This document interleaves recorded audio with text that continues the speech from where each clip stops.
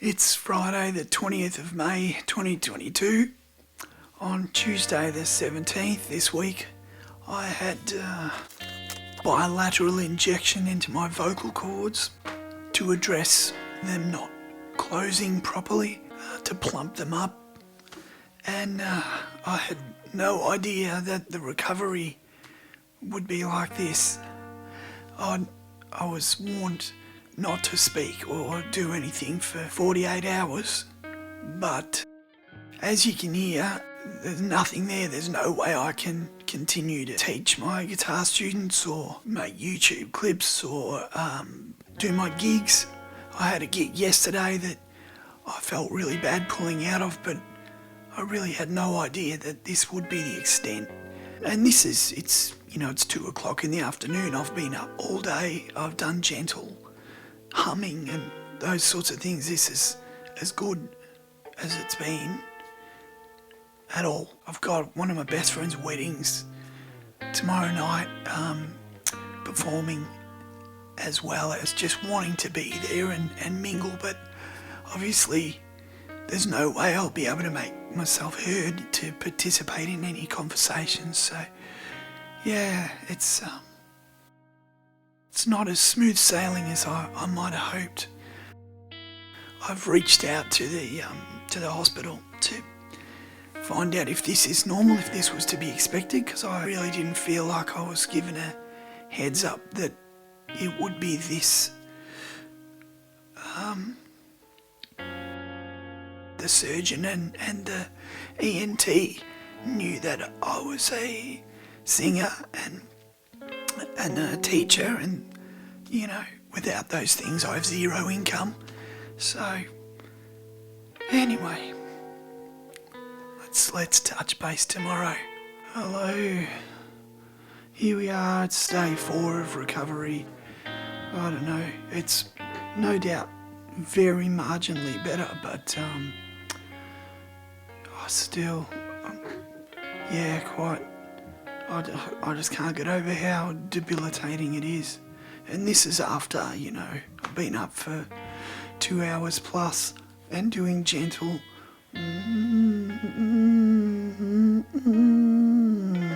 finding any note that I can make sound a little bit clear and just trying to hold that with the gentlest of hum. So obviously there's no chest voice at all. I just can't get down to the lower part of my range at all. Anyway, wedding day, big wedding today. I won't be doing any songs or any backups. I'll just be finding some joy in the strings. Alright, it's Monday evening, so it's 6 days. Let me get this microphone a bit closer. There we go. Now you can hopefully hear me a little bit better. It's been 6 days. Tomorrow will be a week since I had the Vocal Fold Augmentation. And I've had a horrendous weekend of stress about this. It's still not great, but I was fortunate enough to have a session this morning with a wonderful speech pathologist who reassured me that this isn't permanent, and that yes, this can happen. Would have been nice if maybe the surgeon or someone had have mentioned that somewhere along the line. It's great that it's normally 48 hours for people, but to just sell that and not give you any warning that it may not go that way, and that's okay. Because I'd only been told that that's what would happen. The paperwork that was given to me, it only said to make contact with my GP or emergency if there was heavy bleeding or that sort of stuff. There was nothing in between. There's 48 hours and off you go. Or you might need an ambulance. While hospitals and therapists were unavailable over the weekend, I had a terrible time thinking, well, what do I do? I mean, apart from the fact that music and teaching and performing is my absolute passion, I've also got to eat and I've got to feed the family. And from Tuesday last week, I had to cancel the rest of my teaching for the week for the recovery. Then it got to the weekend and I realised it wasn't going to be better, so I cancelled gigs. Now here I am again at the end of Monday, having cancelled my students for this week and my gigs for this coming weekend. So that's 2 weeks with zero, not 1 cent coming in. But they're out there, they're still eating, they're wearing clothes. Stop wearing out those clothes. I can't buy you any more clothes. Alright, I'm being a dickhead. Anyway, the speech pathologist reassured me that this can happen in some cases. A lot of it is probably a lifetime of using my voice incorrectly, getting volume and vocal fold closure in the wrong way or trying to. And now that I've got these slightly swollen and plumped up vocal folds that are closed, my support system around it doesn't know what to do. I just keep pushing like I have done for 50 years and probably squeezing it all shut and can't let anything through. So anyway, I've got lots of exercises to do and I will talk to the speech pathologist throughout the week, removing the gigs, as financially painful as that is. At least that's taken a level of stress away. It's like, well, let's just red line through this part of the calendar. You know, we had COVID. We crossed out a lot of gigs for COVID. We had some torrential storms and things. We crossed out a few gigs for that stuff. We had a burglary a few weeks ago, lost a car and some expensive equipment to that. You know, this is just the next one. Talk some more tomorrow. Here we are. It's Tuesday, so 1 week on. And even though I'm speaking really quietly, you can probably hear that there's more range, a little bit less air being pumped through. I don't know. Still no fun. Still sounds terrible to me. And I can't, if I have to speak in the car or, you know, yell at the kids or something, I can't really make myself heard. Hope it's gradually getting better, little bit by little bit. Can't really tell.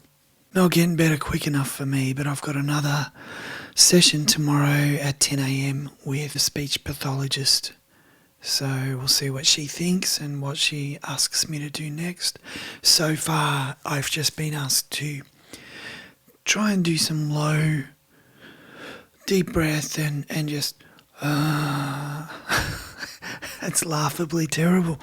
Or, you know, maybe some...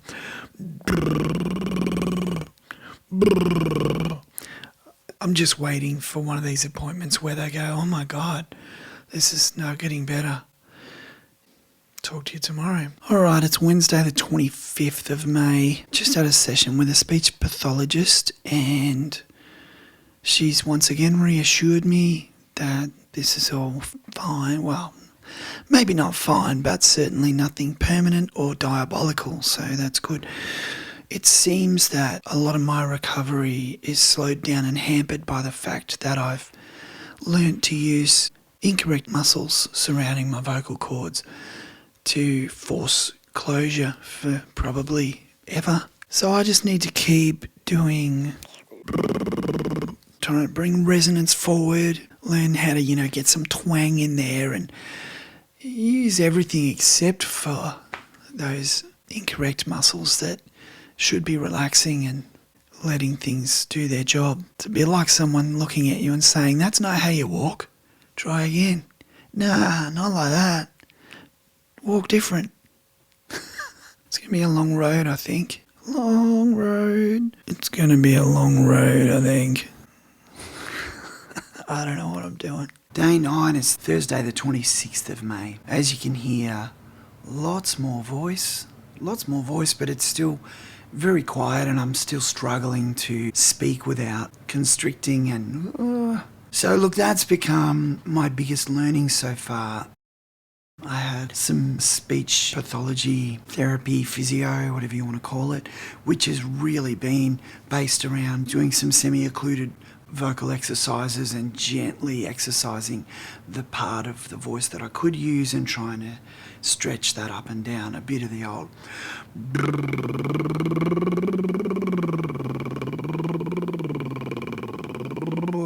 So that sounds nice and clear now, but as you can hear when I speak, I don't know how to transfer that semi-occluded skill into my speaking voice. So this whole experience is revealing a much larger issue, which is that I don't know how to talk or sing.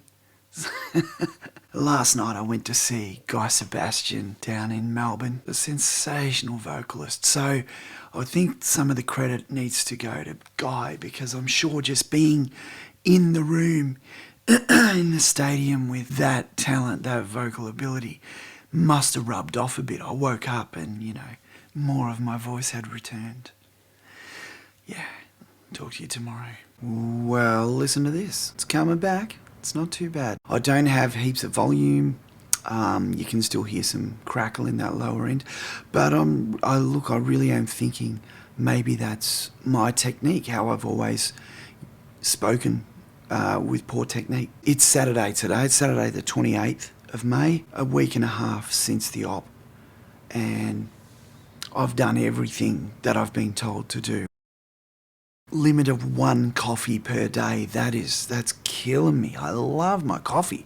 It's my one little sin. I love getting up at the crack, getting a brew going while I'm getting the kids ready for school and daycare and all that sort of stuff. And then keeping them going, I smash a heap over the course of the morning. I never have a coffee after lunchtime, after 12, because I'm not a great sleeper as it is. I'm too wired. But yeah, look back to 1 a day and no alcohol. I'm not a heavy drinker, but I love having beers, Friday, Saturday, Sunday nights. Stretch it out if it's a sunny Monday. Just a couple, but I'm missing that. But anyway, so I've really behaved. I've been doing that. I've been taking Nexium to combat any reflux. I've been guzzling Gaviscon dual action after every meal and before bed. And spending hours a day going.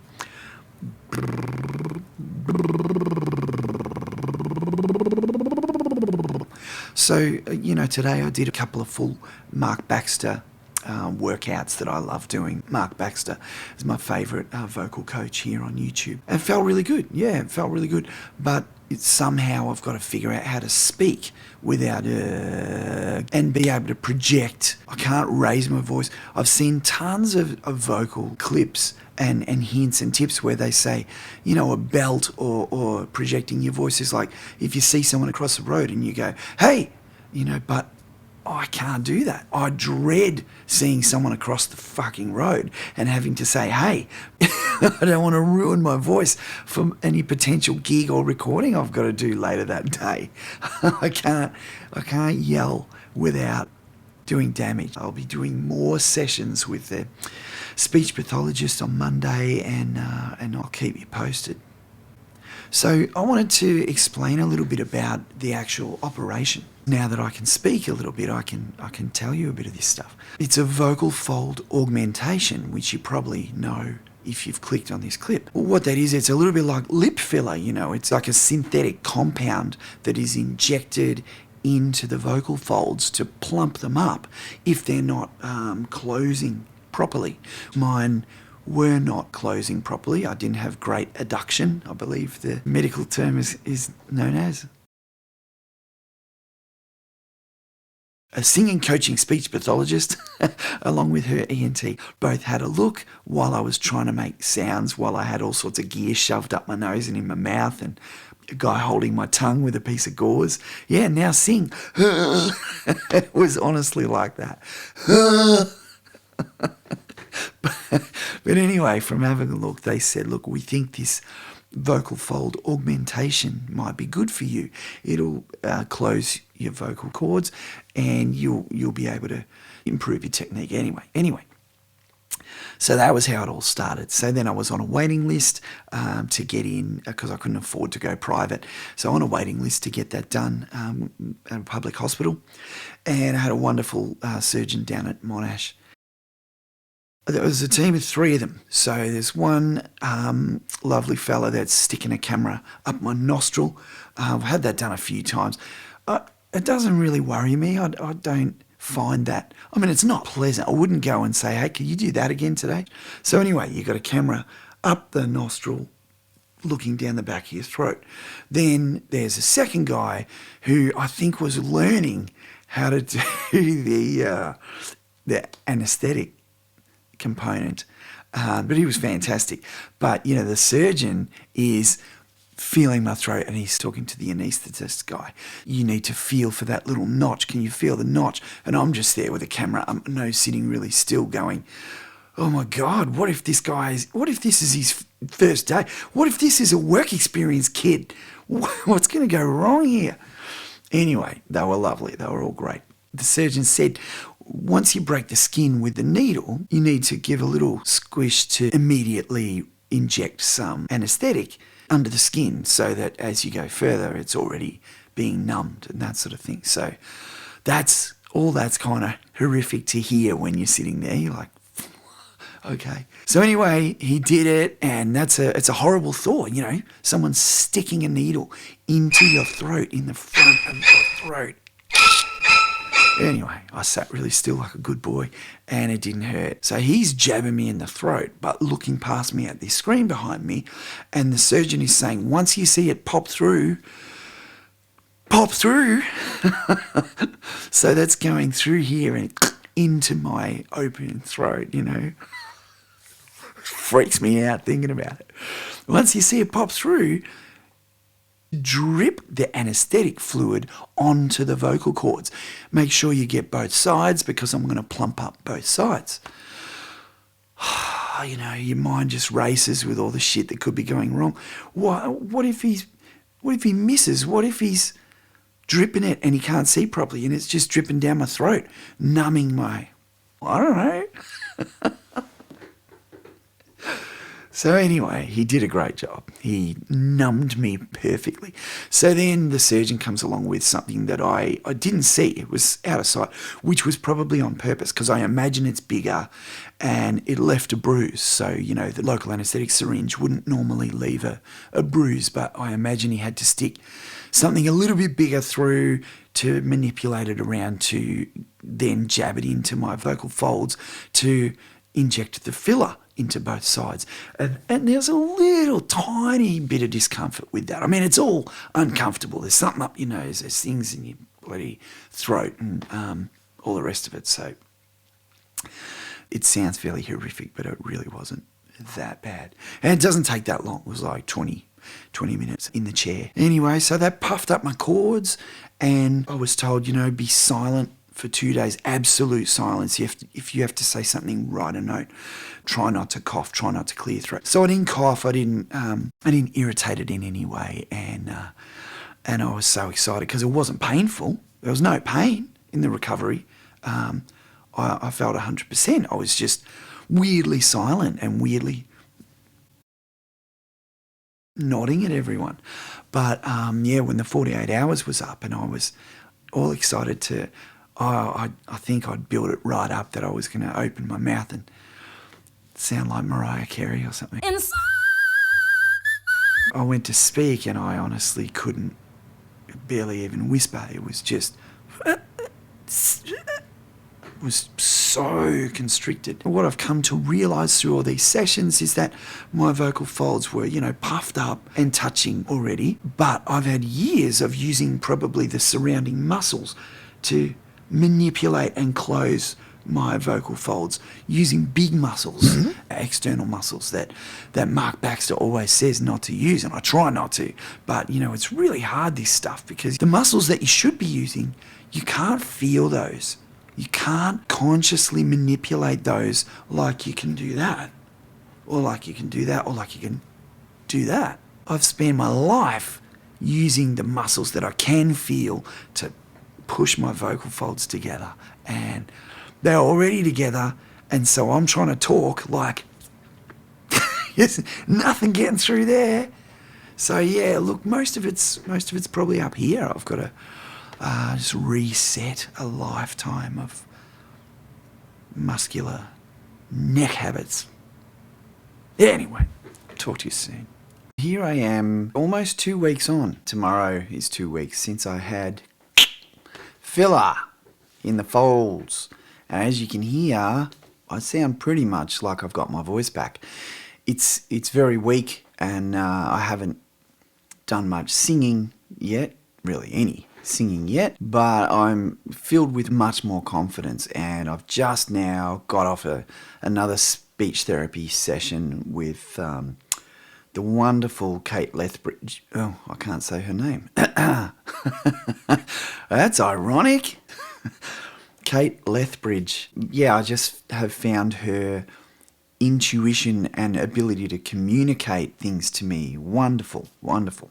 Even via Zoom, because I'm not in Melbourne, where she is. As Kate explained to me today, the nasal cavities are much larger and more resident than the little cavity around the vocal folds there.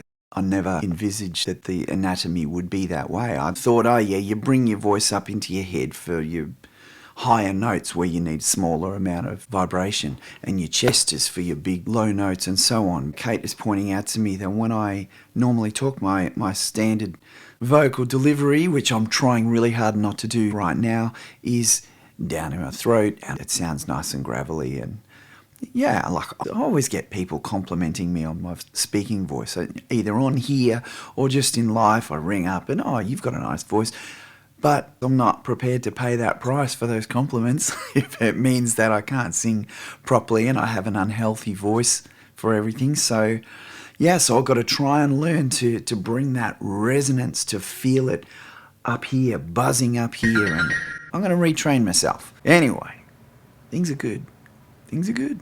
Well, today I taught all day. I taught up at one of the local schools and had like 8 sessions in a row, and then came home and taught for the afternoon into the evening. And look, my voice is still here, so yeah, a bit stronger every day. This whole journey started because I want to sing better. I love singing, and I'm a terrible singer. And yeah, so now I'm pleased because I've gotten back to the stage where I can talk to students, which I wasn't feeling I had a terrible problem with. But, you know, it's all tied in together. It is quite hard work talking to students. I teach all my private lessons via Zoom, and if they're quiet, I inherently feel like I have to be loud, or, you know, if it's a bad connection, if it's glitchy, or if I think they're not responding. So I force my voice. I talk louder, and although that feels fine right now, so maybe my technique is getting better. Keeping it up here in the front of my mouth, in the front of my palate, in my nose. Whatever the Anyway, that's where I'm at today on Tuesday the 31st of May 2022. 2 weeks to the day since cosmetic surgery of the V-folds. Oh, I see shit like that happens. I don't know what that means. Alright. Night. Well, here I am. It's Friday the 3rd of June. And as you can hear, my voice pretty much sounds normal as I speak now. And this concludes... almost concludes a full week of teaching. A few more lessons to go today. I still haven't had any success singing. And when I say I haven't had any success, I've only tried brief snippets during some of my lessons to illustrate musical ideas of songs. And it's been tragically bad and terrible. So obviously there's still some disconnect between how I'm using my voice right this moment and how I use it when I choose to sing. But look, the speech pathology, the lessons and instructions and exercises aimed at keeping my voice in the front of my nasal, in front of my mouth, and keeping my lips and teeth vibrating and all that sort of thing, I think are really helping. And I've consciously done this throughout my lessons. As I'm about to click open a lesson on Zoom, I'll practice greeting that student with those sounds. So, especially if they've got an M or something in their name, Michael. Hey, Michael. Thinking about how that resonates in my head rather than where I'm usually feeling it, in my neck and chest. Which, now that I can feel the difference in these things, it feels lovely, having my chest voice back, that comfort zone, even though it might be bad for me, that comfort zone where I'm rumbling away in my chest is It feels lovely to have that back.